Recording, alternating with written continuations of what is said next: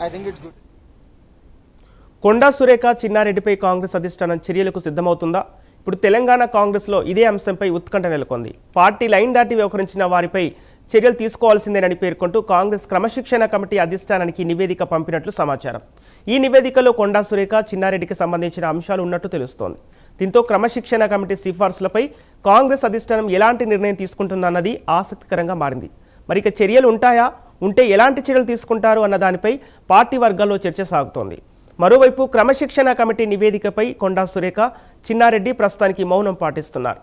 ఇదే అంశానికి సంబంధించి పూర్తి డీటెయిల్స్ మా ప్రతినిధి హరికృష్ణ అందిస్తారు. హరికృష్ణ. Thank you. ఏదైతే గాంధీ గత కొద్ది రోజులుగా ఈ యొక్క తెలంగాణ కాంగ్రెస్ లో జరుగుతున్న పరిణామాల దృష్ట్యా ఈ యొక్క చిన్నారెడ్డి అదేవిధంగా మంత్రి కొండా సురేఖపై క్రమశిక్షణ కమిటీ నివేదిక పిసిసి అధ్యక్షుడికి అందజేయడం అయితే జరిగింది. అయితే పార్టీ లైన్ దాటితే ఖచ్చితంగా కఠిన చర్యలు తీసుకోవాలని చెప్పేసి ఈ యొక్క క్రమశిక్షణ కమిటీ పిసిసికి సూచించిన నేపథ్యం అయితే ఉంది. పెద్ద నేతలే ప్రభుత్వంపై విమర్శలు చేయడం బాధాకరంగా ఉందంటూ కూడా కమిటీ ఈ యొక్క నివేదికలో పేర్కొనడం జరిగింది. మొత్తంగా 6 పేజీల నివేదికను పిసిసి అధ్యక్షుడు మహేష్ కుమార్ గౌడ్కి ఇవ్వడం జరిగింది. అయితే ప్రధానంగా ఈ అంశంలో కొండా సురేఖకి సంబంధించి గతంలో కూడా అనుచిత వ్యాఖ్యలు చేసినట్టుగా కూడా ఇందులో పేర్కొనడం అయితే జరిగింది. ఈ తప్పు కొండా సురేఖ పదే పదే చేస్తున్నారు.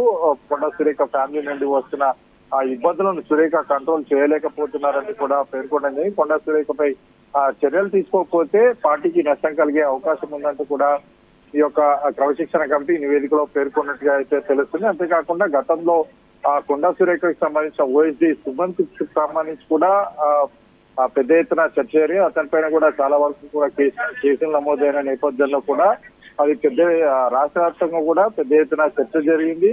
ఆ సుమంత్ పై సీఎం కు కూడా ఒక మంత్రి ఫిర్యాదు చేసినట్టుగా కూడా సమాచారం అయితే అప్పుడు బాగా చర్చ జరిగిన నేపథ్యం అవుతుంది. సో ఈ నేపథ్యంలోనే సురేఖ విషయంలో ఖచ్చితంగా చర్యలు తీసుకోవాలి.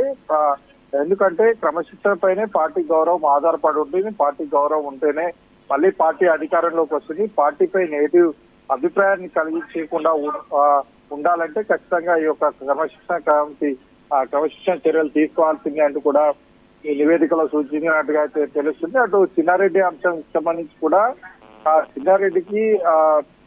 చిన్నారెడ్డికి ఎమ్మెల్యే టికెట్ ఇవ్వకపోయినా సరే ప్లానింగ్ కమిషన్ వైస్ చైర్మన్ పదవి ఇవ్వడం జరిగింది. రాష్ట్రంలో అత్యున్నత స్థాయి పదవి అది. అంతేకాకుండా కేబినెట్ హోదా కూడా కల్పించిన నేపథ్యం అయితే ఉంది. సో ఆయన కూడా ఇక్కడ రాష్ట్రానికి సంబంధించి అభివృద్ధి ప్రణాళికలకు సంబంధించి విధంగా ప్రణాళికలు సిద్ధం చేయకుండా అటు కాన్స్టిట్యూన్సీకి వెళ్లి అనుచిత వ్యాఖ్యలు చేసిన నేపథ్యం అయితే ఉంది. ఆయన కూడా గతంలో కూడా మందలించిన పరిస్థితి అయితే ఉంది. అయినా కానీ సరే ఆయన తీరు మార్చుకోలేదంటూ కూడా క్రమశిక్షణ కమిటీ ఈ యొక్క నివేదికలో పేర్కొన్నట్టుగా తెలుస్తుంది. అయితే ఆయనను కూడా ఖచ్చితంగా చర్యలు తీసుకోవాలి. ఎందుకంటే పెద్ద నేతల పైన చర్యలు తీసుకుంటే కింది స్థాయి క్యాడర్ కూడా పార్టీ పైన రివర్స్ అంటే ఏదైనా కాంగ్రెస్ పార్టీలో ప్రజాస్వామ్యం ఎక్కువైనా సరే కానీ ఓపెన్ గా కాకుండా ఇంటర్నల్ పార్టీ సమావేశంలో చెప్పుకునే వెసులుబాటు ఖచ్చితంగా ఉంటుంది. కాబట్టి పార్టీ సమావేశంలో చెప్పుకోవాలి కానీ ఎవరు కూడా బహిరంగంగా వ్యాఖ్యలు చేసే అవకాశం ఉండదు. సో వీరిద్దరిపైన ఖచ్చితంగా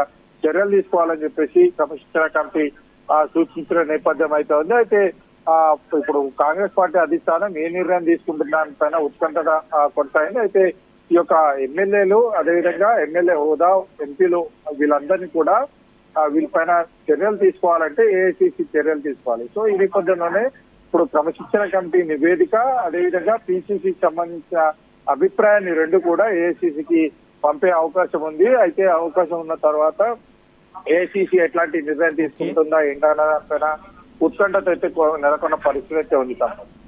okay, thank you Harikrishna. Jayashankar Bhupalpally జిల్లా కాసింపల్లిలో కారు బీభత్సం